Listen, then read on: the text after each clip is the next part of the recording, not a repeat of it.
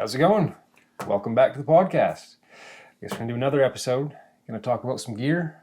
Yep. And also want to talk about, at the end of it, we'll talk about there's some really good hunters that people will never hear about.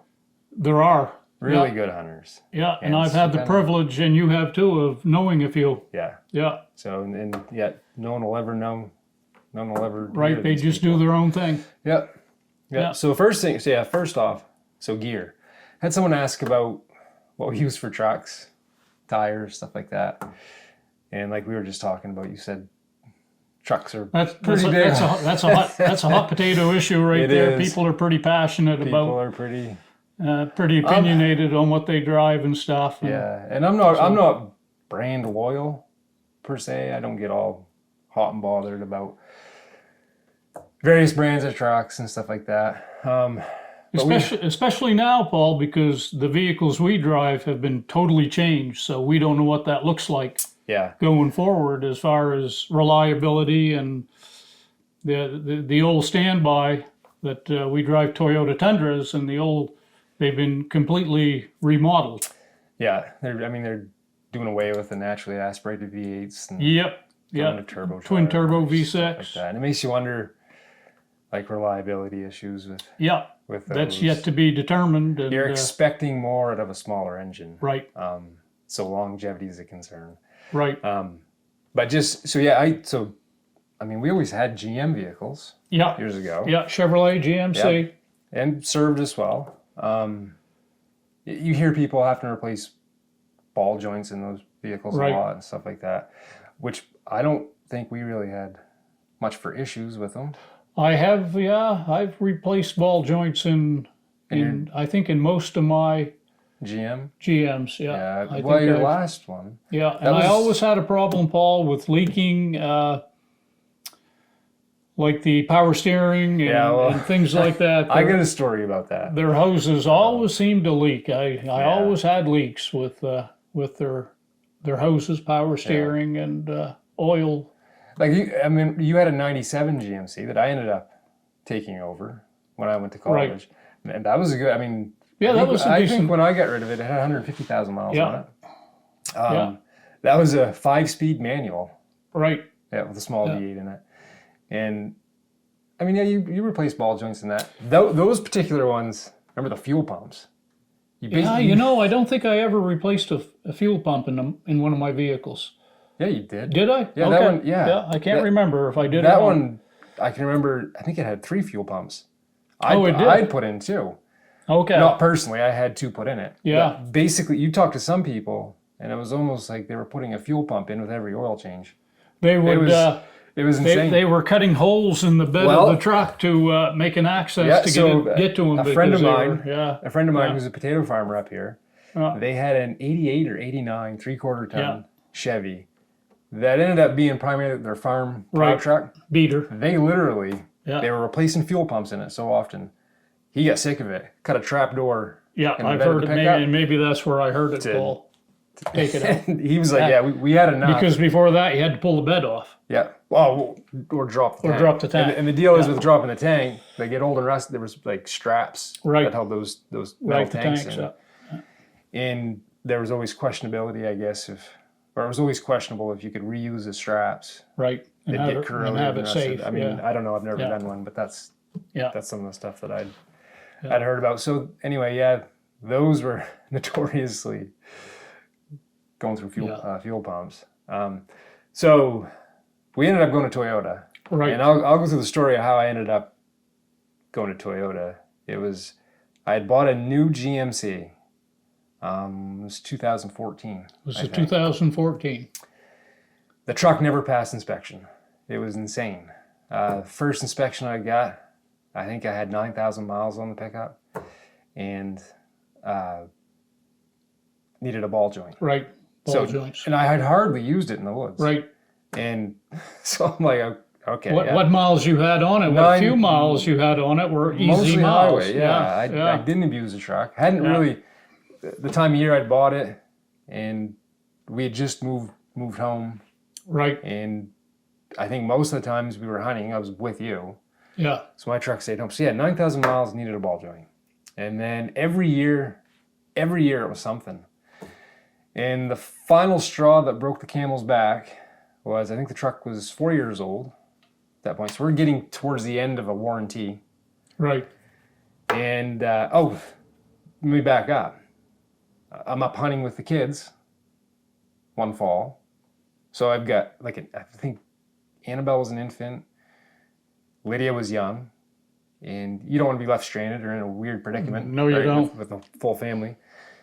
We're just out bird hunting. It was a beautiful weekend. My truck started acting, all lights were flashing on the dash, started acting funny.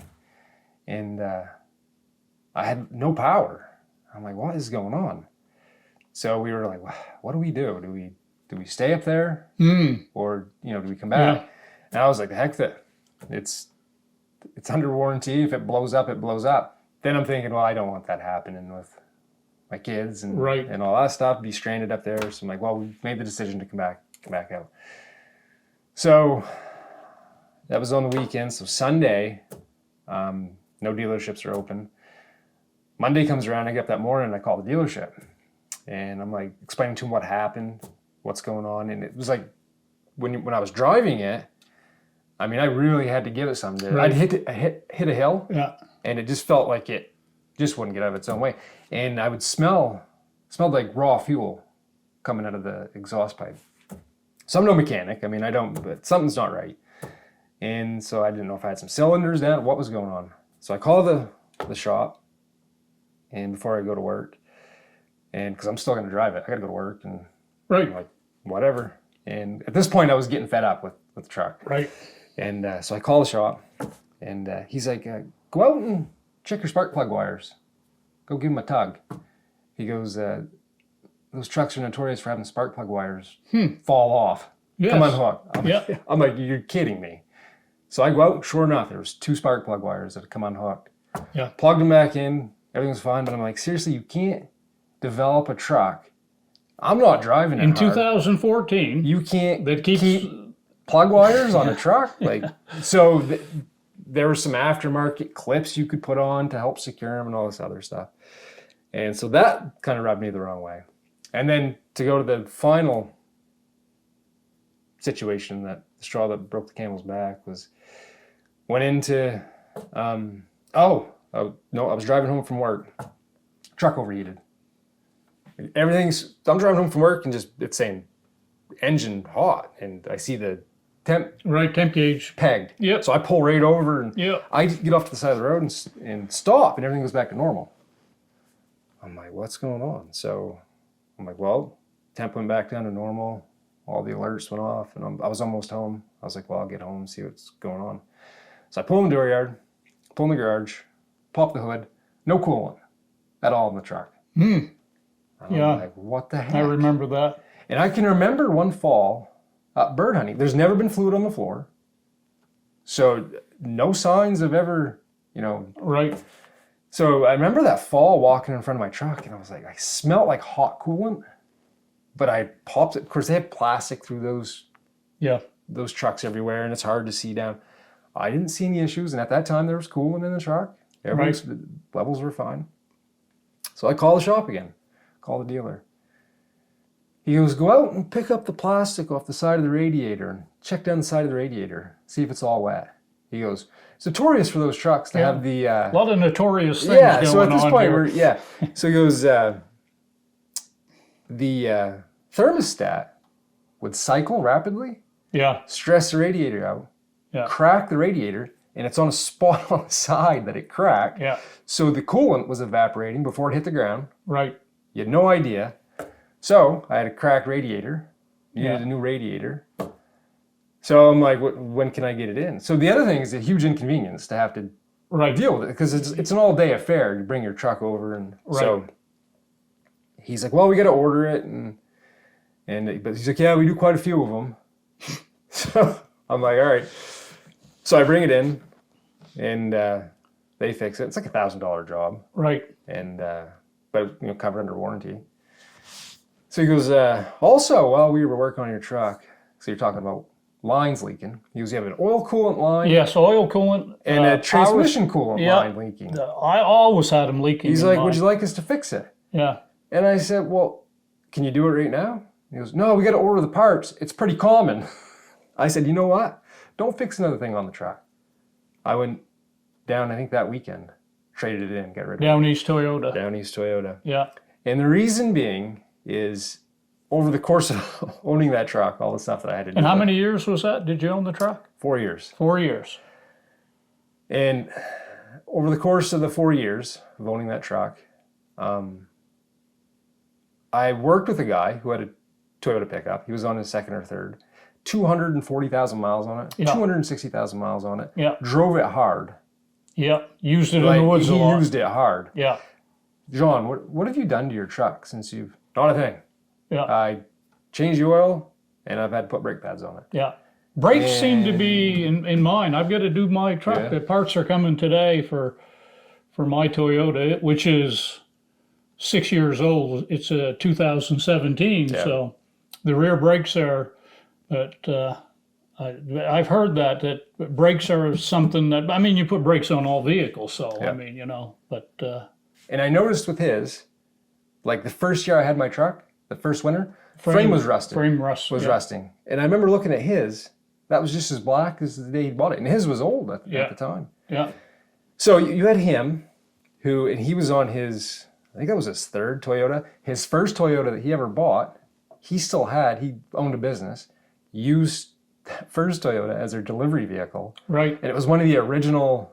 They weren't completely full size. They were. Was it the T100? I forget what they were, but it was when they first came out with the full size, what they called the full size pickup. But it wasn't as full size as the one the Tundra. I think it was like a T100 or something that they made. He still had it. Was using that as a delivery vehicle, and so I work with the public, talk to a lot of people, and I would have just random people that one guy that owns and I already owned one. Well, this was before that. Okay. I was going to say, I had bought mine before you got yours. So. You did. So there was a guy that owned a earth moving company, and he had gone to all Toyota. Yeah. He had 3/4 ton pickups, and he was constantly changing ball joints, all constant issues, and he ended up changing all of his trucks over to Toyota, and Toyota doesn't make 3/4 ton. Right. He hauls... Heavy equipment. Stuff he hauls with it. Yeah. Like he keeps it on one of his trucks. Basically, it hauls a skid steer.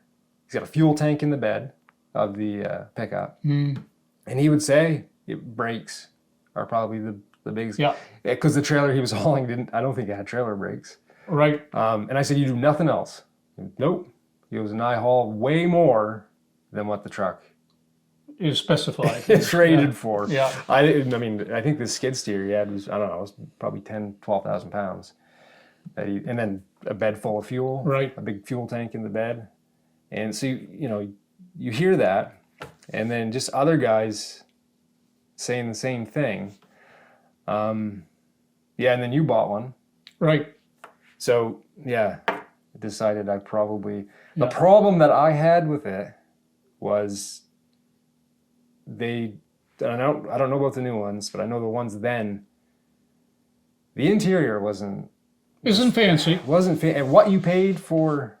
Right. I bought a higher trim level, and I always kind of struggled with the fact that paying a lot of money for a truck. I kind of felt the inside was a little plasticky, kind of Fisher Price looking. Yeah. But at the end of the day, it came down to reliability. What am I expecting out of a truck? Right. Do I need a 12-inch screen or whatever? 20-inch screen, whatever they come with now, it's huge. I mean, there's so much tech. Yep. And they were known for that, Toyotas are known for lacking in the technology that a lot of the newer trucks had, which worked in their favor in reliability because the stuff they'd put out, they'd run for years, and it was reliable. Yeah. It was tested. It was proven. And but now... Like I say, was it 2022 that they come out with the new one, the next generation? I forget, yeah. Yeah, so who knows? That's a total different truck. Suspension, engine, everything, transmission everything is different. Yeah. So the 5.7 was a great engine and stuff, and problem is it gets bad gas mileage. But again, they're notorious for. I get around 16 all around. That's what I get, and I got the small V8. I got the 4.6. and you get the 5.7. Yeah, but again, you know, it comes down to what are you buying a truck for? Yeah, you know, you're not buying a truck for good gas mileage. At least I'm not. Nope. You know, it's more functionality than right. And you don't expect to get really good gas mileage with a full size pickup. So. And the other thing was resale value. Yeah. That was big with me. Yeah. They tend to hold their value really well. They do. So this guy I'm talking about that owns a business that. And that's across the spectrum. Whether you drive a Camry, it is a 4Runner, yeah. My wife has a 4Runner. Tacoma. Well, we have a Camry. This is our second. You can sell those used for. Yep, they tend to hold their value across the board for. So his had, like I said, 240,000 miles, 260,000 miles. I forget exactly. It was mid 200,000s. Yeah. And they gave him a pretty good amount of money for that truck. And he was just like, and it was sight unseen. The dealership he goes to was in New Hampshire. Yeah. He's bought all of his trucks from there. And he calls them up. Told, you know, they knew what he'd bought. He bought it there. Right. And they're like, yeah, we'll give you this much for your truck. And he bought one over the phone, so I'll be down to pick it up. Yeah. You know, whenever I'll trade this one in. And so and going to the rest of the Toyotas, when we bought my wife's 4Runner, they actually had taken one in on trade because we were trying to get the particular one she wanted. They don't last on the lots very long. Right. And they called us. One was coming over on a boat because those are still made in Japan. Right. And they're like, we haven't even processed paperwork on it. Are you interested in it? I said, yeah, we'll be down. So we go down, and while we're there, they had just taken one that was a year old on trade, like that week. And it was black. Wasn't really something, but it was owned by an older woman.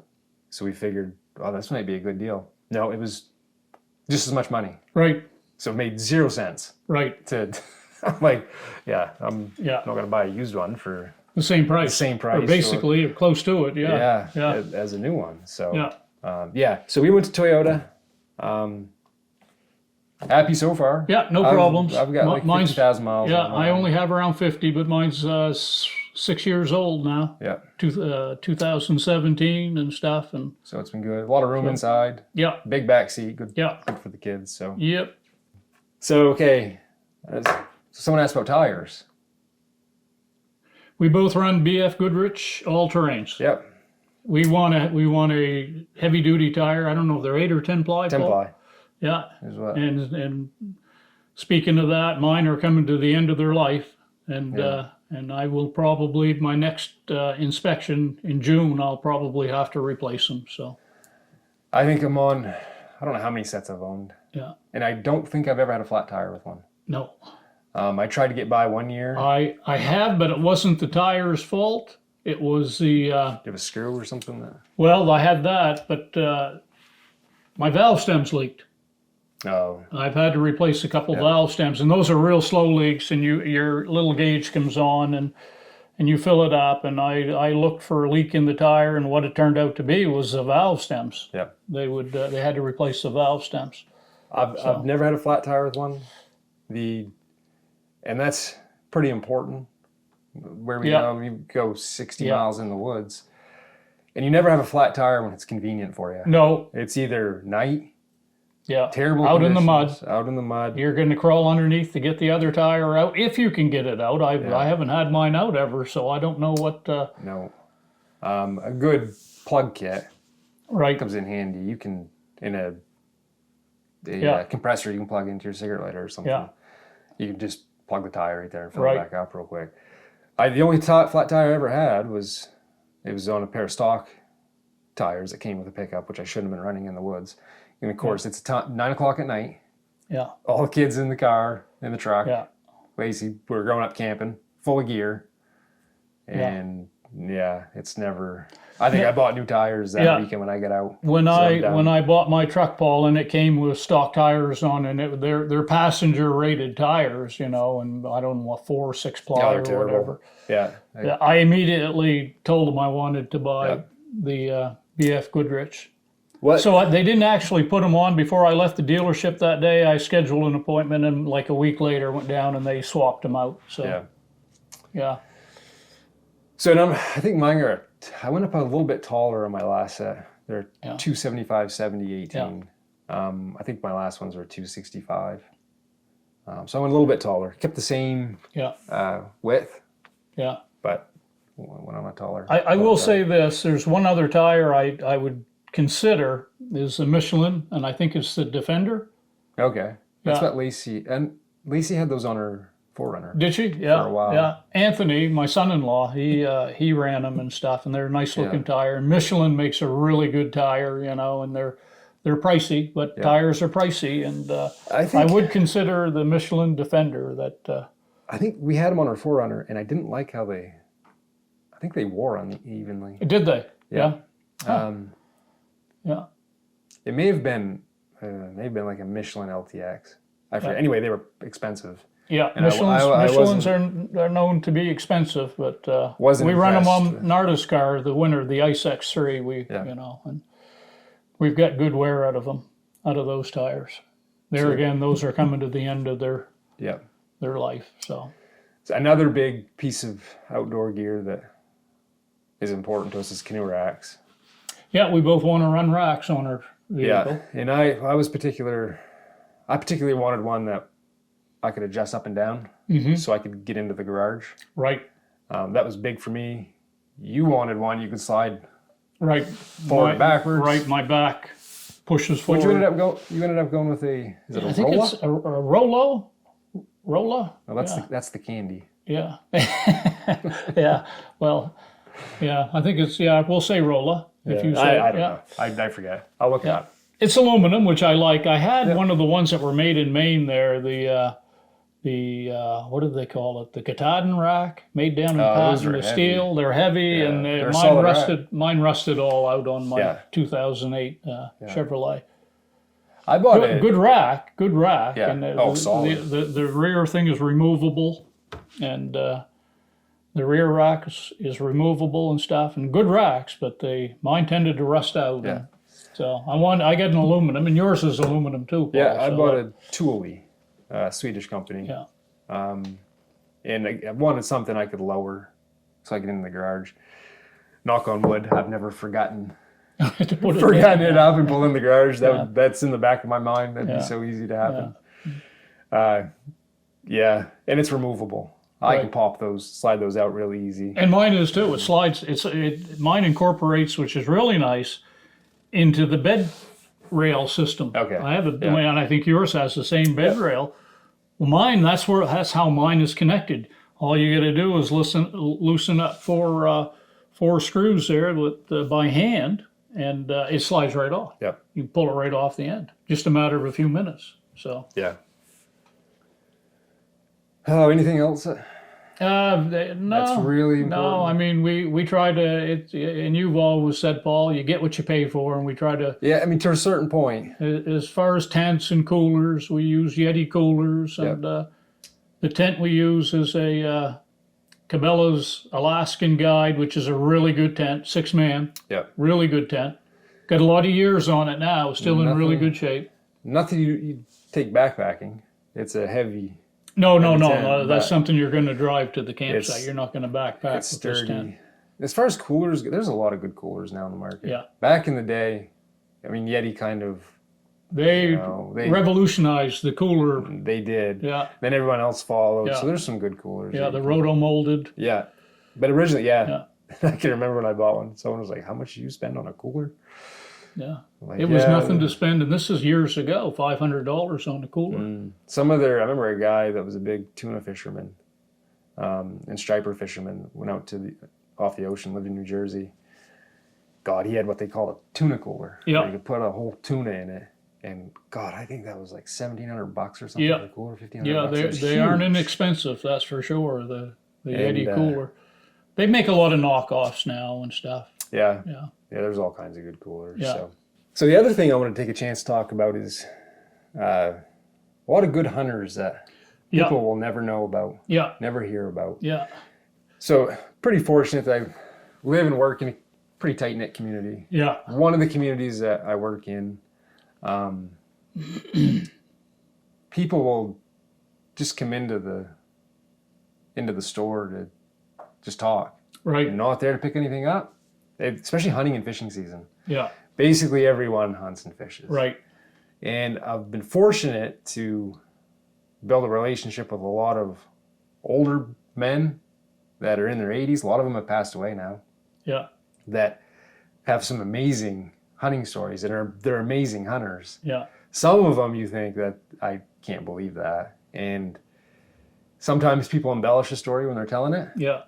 But you'll get half dozen people that'll in the store verify over time talking, and you'll hear those same stories. Verify like, remember when so and so? Yeah. And you'll think to yourself, I remember he told me this, and this all lines up with what he said. And obviously, probably a fact.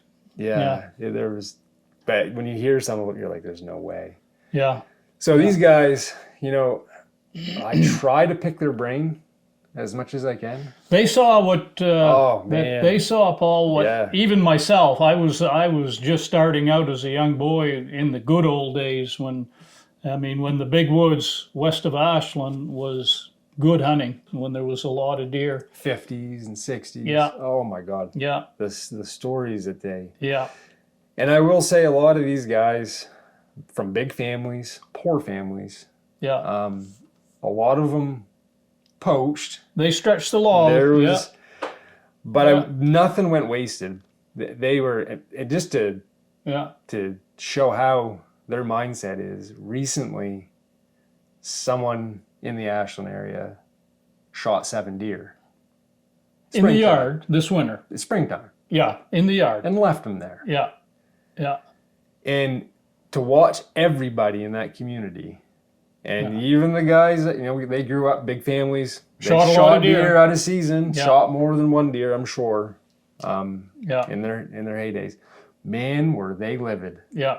And to waste them, to leave them. The stuff like, if I find out who, it bothered them. So they never wasted anything. Not to justify what they did. It's just the way it was back in the day too, Paul. I worked in the Valley, and that was the common thing. You took it where you could, when you could. Yeah, it was a common thing. They were big families. Yeah. And they were poor. Yeah. Some of the stories, some had no plumbing. Yeah. No indoor plumbing. Yeah. And they would, that's what they ate. Fish, deer, if it was there. And man, all the stories. One guy in particular, he's 80-something years old now, still shoots a deer every year. Yeah. It's insane. I don't know how he does it. But shooting your first deer at, 7 with a 22. Yeah. And I was like, how do you shoot a deer with a 22? Yeah. But it was. Yeah, there's 2 that I think of, and I know a lot of names and stuff of good hunters. I don't know, but there's 2 I kind of know personally and kind of know their story. And one was a man named Pat up at Cross Lake, and he was a fantastic deer hunter, and he's long since passed. But I remember as a kid we would see him around up there around Cross Lake and Square Lake all the time, and I just idolized the guy, because he was such a good outdoorsman, hunting and fishing. Yeah. And he would, as far as I know, he kind of party hunted, and, he didn't tend to tag a deer until the end of Thanksgiving week. It's always funny how that works out. And a lot of the guys that came up and stayed at his camp would tag out earlier, and a lot of big bucks. He had a system up there, and I knew at one time where he hunted and how he hunted. And he was good at it, and he had a passion for it, and he shot a lot of deer. Another guy that's alive to this day, he's older now, but it's been 10 years or so since I've seen him, and at the time, over 10 years ago, he had I think, 20 deer over 200 pounds. No kidding. That's a lot of big bucks. Yeah. He ran an outfitter lodge, is Joel. I won't mention his last name, but he ran an outfitter lodge up right on the town line of Wallagrass and Fort Kent, and he was a heck of a hunter. Probably still is. Yeah. I know his son is. His son shot a huge buck there just a few years ago, rack and body weight, And but Joel probably is still shooting deer. Yeah. And he's an older gentleman now. I'm sure he's well in his 70s. Or these guys that come in, like I said, I try to pick their brains as much as possible. Yeah. And I just like hearing stories. Yeah. And those stories are going to go with those guys when they die. Yep. And I think they kind of get a sparkle in their eye when they talk about it. Those stories. And they just love that somebody's interested in those stories. So hunting season, you get just a rotation of guys coming in just to talk hunting. They don't even have any business to do there. They just want to come in and talk hunting. And like I said, there's some that are in their 80s. They still shoot deer. And I love to hear the stories. And he's every year he's confident. No, I haven't got a deer yet. There was one guy. He's passed away now. Of course, we're pretty much right by the law. Right. There's no. It's a different time. And he's since passed away, but he could hardly walk. Diabetic, terrible shape. Yeah. He would shoot a deer every year, but he would come in before deer season. And he's like, I got a couple hanging around the house. He goes, I'll get a couple before just like it's normal. Didn't matter who was in the store. Just like that's a normal. Yeah. Been doing it forever. When I first started, I can remember, he's like, I like to hunt. And so we were talking and he's like, I got a doe hanging around out back. He's like, I'll get her before so I asked him, I'm like, oh, you have a doe permit? No. Jeez, I probably wouldn't. Yeah. Go around. Yeah, telling everybody. Telling everyone about it. I wouldn't do it, and if I was going to do it, I certainly wouldn't be spreading that information around in a store. Didn't phase him a bit. No. He was in his 80s at the time. Yeah, I say, I can think of a lot of names. Some of them are men, a lot of them men I've never met, but they're just, I can remember people talking about them. Yeah, there was one guy from town here. He guided for McNally's up on Ross Stream there by Clayton Lake. He was a good hunter from all accounts that I've heard, and I heard stories 40 years ago that when he got close, when he thought he was getting close to a deer, he'd take his boots off and walk in his stock. Stretching the truth there. Could be. I have since seen videos of people doing that. Really? Yes. Yeah. Yeah, I don't know if I'd. Yeah. I watched a video of a guy hunting mule deer, and he got close and he took off his boots, and the deer was bedded down in some brush or whatever. I guess. And I watched him do it in this video. Area like that. But whether this guy did it, this Reggie guy, I don't know. But I do remember the stories that he did it. Yeah. So interesting stuff. True or not, it makes for a good story. A lot of great deer hunters. Or just great outdoorsmen that the world will never know about. They didn't let the truth get in the way of a good story, Paul. No. So. No. Yeah. No, it's interesting stuff. So I guess that just about covers it for today. Yeah. We're going to work on the canoe a little more. Huh? Yeah. Got a lot of milling to do. Yeah. Whatever the boss says. Yeah. Who's that? Mom? Yeah. Mom's having her hair done. Oh, geez. Okay. That's a 3 or 4 hour deal. Yeah. Yeah. She'll be happy. Yeah, I hope. Kind of dreading this part. The milling process of wood. Yeah, kind of. Still not into the really. We're still not into the process of seeing the fruits of our labor, seeing a canoe come together. We'll get there. We'll get there. You got to go through this to get to that. Yep. So anyway, I hope you enjoyed it. Yeah. So until next time, get outside. It's good for the soul. See ya.